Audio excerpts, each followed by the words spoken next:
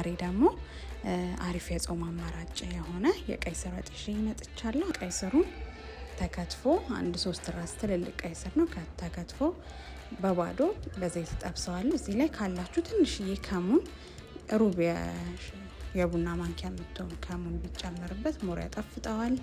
ከዛ ቀይ ስሩ እንዲህ ከተጠበሰ በኋላ ከዛ ትንሽዬ አንድ 3 ራስ የሆነ ድንች አለኝ እሱንም ከትፌ ጨምረዋለሁ። እኩልም ማድረግ ይቻላል።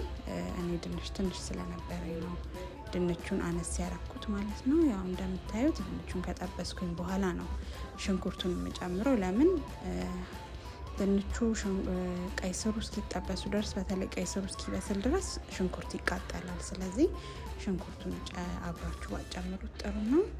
ከዛ እዚህ ጋር እንደምታዩት በደንብ ከበሰለልኝ በኋላ በደንብ አድርጌ ውሃ ከልሳለሁ።